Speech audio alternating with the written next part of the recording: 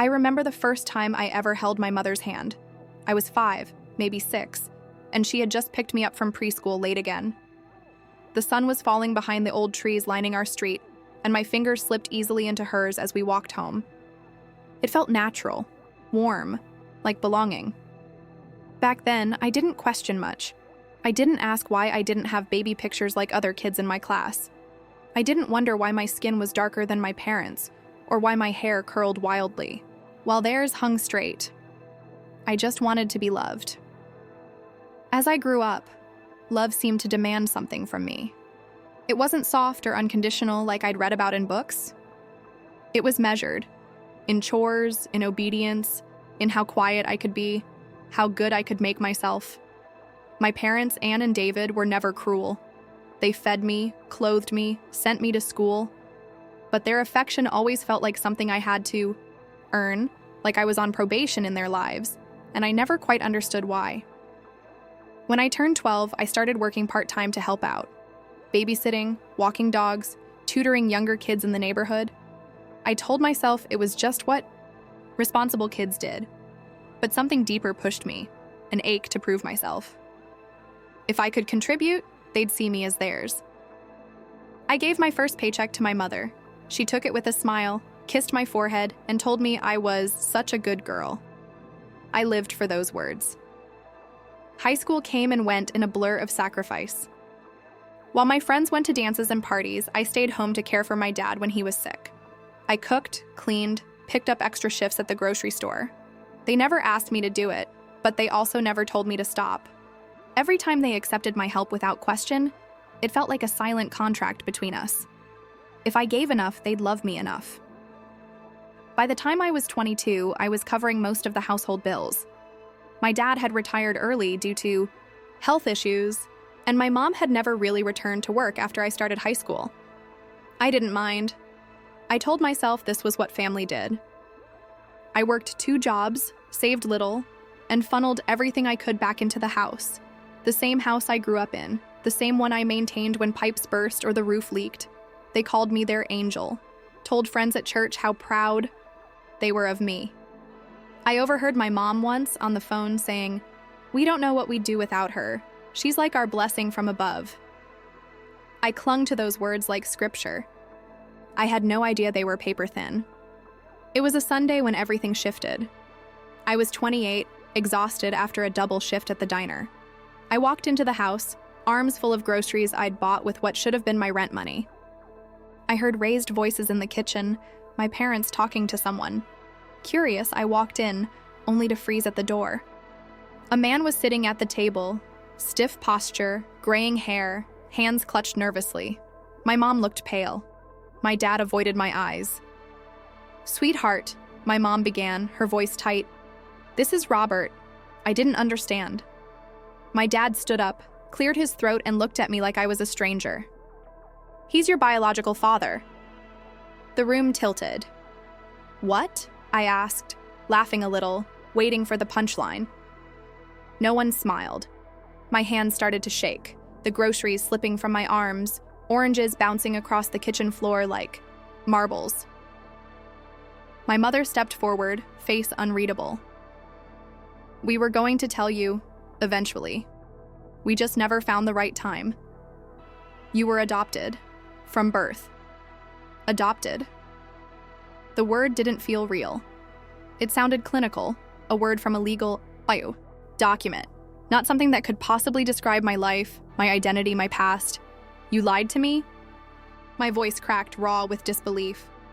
"All these years you let me believe we raised you," my dad snapped, harsher than I'd ever heard him speak. "We fed you, clothed you, gave you everything." "Everything?" I whispered. "I've supported you for the past 6 years. I've given you everything." There was a pause. My mom looked down. My dad exhaled sharply and sat back down, as if the conversation exhausted him more than the years I'd spent bending my spine backwards for them. Robert stood awkwardly. "I didn't know where you were for years. I only found out recently that they hadn't told you. I didn't mean to. I left before I heard the rest." My legs moved before my mind did, carrying me out of the house, down the porch steps, into the night. My heart beat like a drum in my ears. I didn't cry. I couldn't. Not yet. Later that night, I sat alone in my car, parked at the edge of an empty lot, headlights off. I stared into the dark, trying to piece myself back together. My whole life had just unraveled. I was a puzzle someone had solved. Wrong, with pieces shoved where they didn't fit. And the worst part? Somewhere deep inside, I'd always known I wasn't really theirs. I didn't go back home that night. I slept in my car, curled up beneath a blanket I kept in the trunk for emergencies. In the suffocating silence of early morning, I stared at the roof of my car and tried to remember something, anything that would prove they'd once truly loved me. Something real. But every memory was suddenly colored by suspicion. Every kind word now felt like a transaction. Every hug, an obligation. I checked my phone dozens of times. No messages. No missed calls. Nothing from Anne or David. Nothing even from this stranger, Robert, who had dropped a bomb into my life and then faded into it like smoke. It was like they'd all silently agreed my role was over now. The performance had ended. The curtain had dropped. Eventually, I drove to a friend's house. Jenna had been my closest friend since college. She took one look at me, makeup smeared, eyes hollow, hair tangled, and opened her arms without a word. I broke in her hallway, crying like a wounded animal. I told her everything in fragmented pieces, hiccuping through the shame and the betrayal. She held me until my bones stopped shaking. "You need to stay with me," she said firmly. "Don't go back there." But I did. Not because I forgave them, not because I understood, but because all my things were still there, and part of me still clung to the hope that they'd say something, anything, that would stitch the wound closed. Some explanation, some moment of regret. I wanted them to reach for me the way I'd reached for them every day of my life. When I walked in, the house smelled of fresh coffee and lemon-scented cleaner. Like nothing had happened. My mom was folding laundry. My dad was reading the newspaper. They looked up when I entered, eyes blank. No rush toward me, no apology waiting. "We didn't mean to hurt you," my mom said softly, like someone commenting on the weather. "It was complicated." "Complicated?" I repeated, voice hoarse. "You let me believe I was your daughter." "You are," she said, almost too quickly. "You're just not our biological child. That doesn't mean we didn't care." But she didn't say love, not once. Not "we loved you," not "we still love you," just "we cared." The way you care for a neighbor's plants while they're on vacation, temporarily, with detachment. I asked them why they had never told me, why I had to find out from a man who was a stranger to me. "We didn't want to confuse you," my dad said. "And honestly, you were never meant to know." I blinked. "What?" He sighed. "Your adoption was private. You were the result of a closed arrangement. There was no legal requirement to tell you. We thought it would just complicate things. And then the years went by, and you became part of our routine. You were useful." "Useful," I whispered, tasting the word like poison. He nodded like it was the most logical thing in the world. "You helped, you were dependable, and for that we were grateful." "Grateful," I echoed, numb. It was in that moment I realized I had never been their daughter. Not in their eyes. I was a convenience, a caregiver, a safety net they didn't have to pay for. Love would have meant giving even when I had nothing to offer. Instead, I had been valued only when I gave. I asked them what they expected from me, now. If I was supposed to keep paying the mortgage, cooking the meals, driving them to appointments, pretending like my world hadn't shattered. "You're upset," my mom said calmly. "But eventually you'll understand. We took you in. We gave you a life. You owe us some respect." Something broke in me. "I don't owe you anything," I said, my voice shaking. "You didn't take me in. You used me. You let me think I belonged here, that I was loved. You let me spend my youth giving you everything. And in the end, all I was to you was a warm body, that could pay the bills. Their faces tightened, the way people do when a pet misbehaves. I was being dramatic. Ungrateful. I'm done, I said, quieter this time but final. I'm leaving. For good.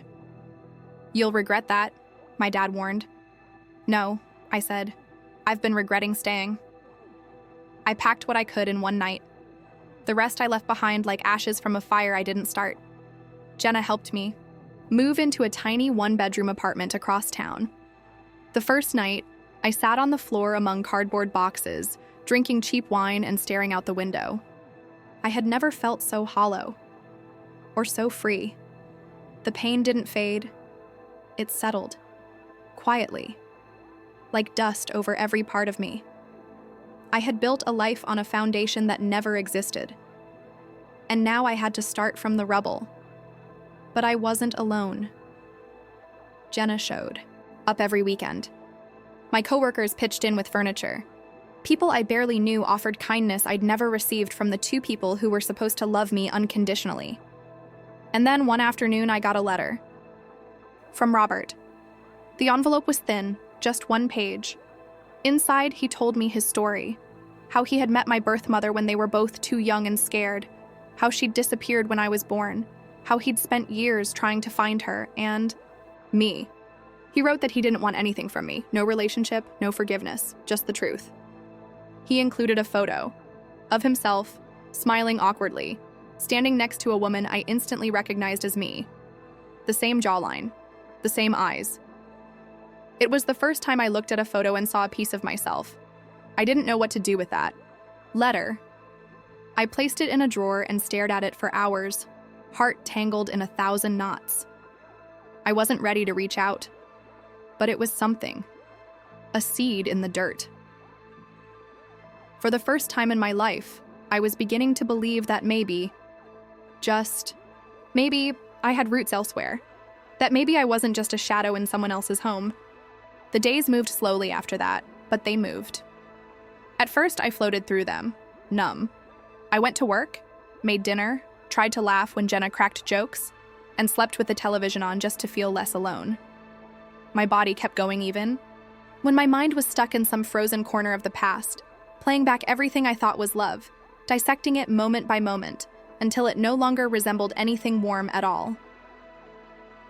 I kept the letter from Robert in my nightstand. Some nights I read it again, my eyes lingering over his shaky handwriting, the nervous humility in every line. It wasn't a perfect letter.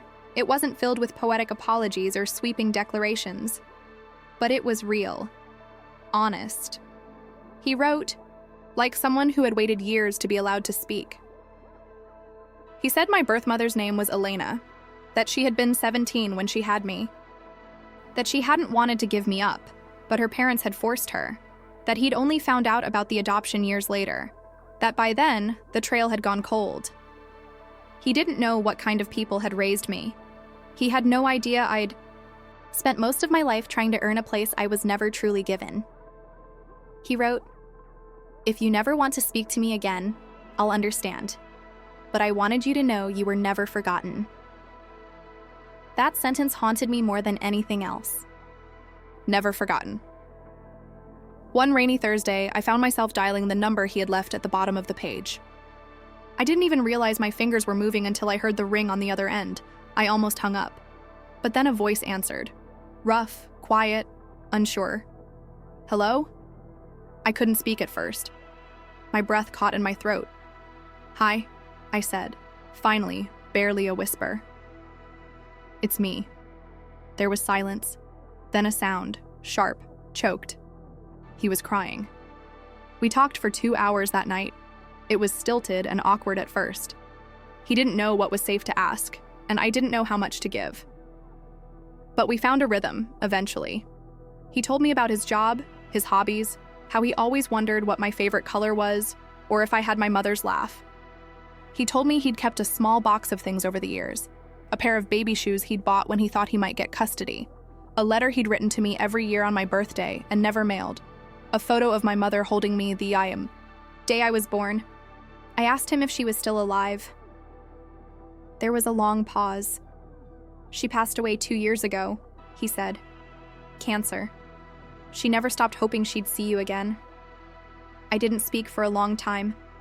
I didn't know how to grieve someone I never knew, but the tears came anyway, silent and slow. He didn't rush me. He just stayed on the line, breathing gently, like he had all the time in the world. Over the next few weeks, we talked more. Sometimes on the phone, sometimes just through long, rambling emails. I sent him a picture of myself and Jenna at the beach. He told me I looked exactly like Elena, that she used to squint just like me in the sunlight, that I had her stubbornness, her fire, her heart. He never once asked why I hadn't reached out sooner. He never tried to push anything. And somehow, that made me trust him more. Meanwhile, Anne and David stayed silent. I didn't hear from them once. Not a call. Not even a text. It was as if I had never existed. The silence was worse than anything they could have said. It confirmed everything I had feared, that my absence was not a wound, not even a bruise, just a relief. And yet, part of me still waited for them. Like a child left behind at school, hoping a car would pull up, headlights cutting through the dark. Hoping someone would say they were sorry, that they didn't mean it. That it was all a mistake, but no car came. I began therapy. My therapist, Maria, was gentle but unflinching. She helped me unravel years of emotional neglect I hadn't even realized I'd endured. We talked about identity, abandonment, grief. We talked about the way I had learned to love by giving, until I was empty. "You were taught that love is earned," she said once. "But real love doesn't keep score." I wept that day, harder than I had in years. I started to rebuild, not just my life, but myself. I began painting again, something I hadn't done since high school. I took long walks in the morning, learning to enjoy the quiet instead of fear it. I made new friends. I smiled more easily. And then one day, I said yes to meeting Robert in person. We chose a little park outside the city. It was warm that afternoon, the sky a soft blue, the wind tugging gently at the trees. I wore a yellow dress. I don't know why, it just felt right. I saw him sitting on a bench, holding a paper bag with 2 iced coffees. He looked up, and when our eyes met, his face broke into the gentlest smile I'd ever seen. "You look just like her," he said. I sat beside him. He handed me a coffee. We talked for hours, about everything, about nothing. He showed me a photo album filled with old pictures of Elena. He told me about her favorite songs, how she used to dance barefoot in the kitchen, how she loved thunderstorms, and hated mornings. I hung on to every word like a lifeline.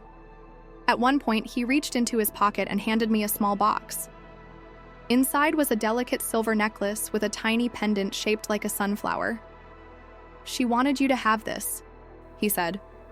"She always said sunflowers were for people who found light, no matter how dark things got." I didn't have the words. I just nodded, tears slipping down my cheeks, and let him hug me. That night, I sat in my apartment with the necklace around my neck, fingers touching the cool metal.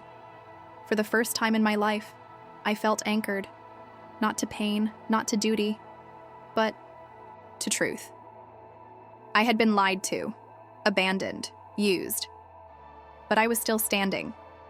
I was not their daughter, but I was someone's, and I was starting to believe that was enough.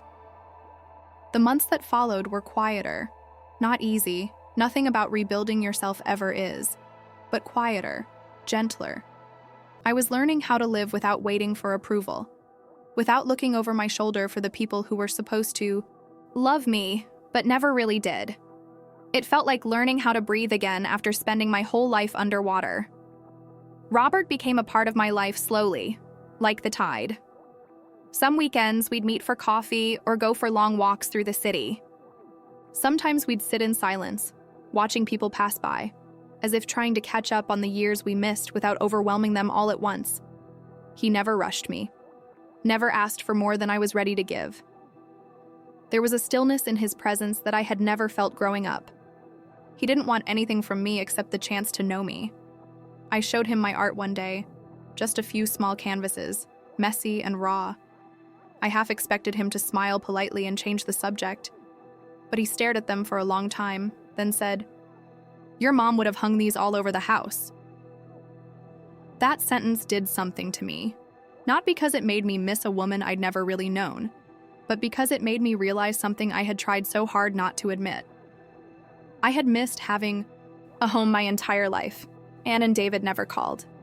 Not when I moved. Not when I changed my number. Not even when they heard, through some distant connection, that I had reconnected with Robert. Their silence was the last answer I needed. In a way, it was their confession. The truth spoken not in words, but in absence. I learned that they had quietly sold the house a few months after I left, moved into a smaller condo near the coast. I found out from a former neighbor, who seemed surprised when I said they hadn't told me. She looked at me with a mix of pity and confusion, and for the first time, I didn't feel the need to explain. Let people believe what they wanted. I was done justifying my existence. Jenna remained my rock. She saw me through every breakdown, every sleepless night, every slow inch of healing. When I got the job offer at the art studio, part-time, teaching kids how to paint, she showed up with balloons and cheap champagne, screaming like I'd won the lottery. In her eyes, I had. Not because of the job or even because of Robert, but because I was no longer trying to be what someone else wanted me to be. I was no longer trying to pay rent on love that should have been freely given. I was, for the first time, living for myself. One afternoon, Robert invited me to his home. I hesitated at first, some deep, wounded part of me still afraid of entering a new kind of family just to be pushed out again. But when I stepped into his house, the fear began to unravel. It wasn't grand. It was modest, full of books and old furniture and little signs of a quiet life lived carefully.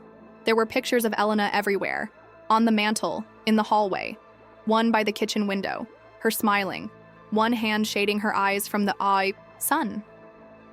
I stood in front of it, staring for a long time. "She would have loved you," Robert said, his voice soft behind me.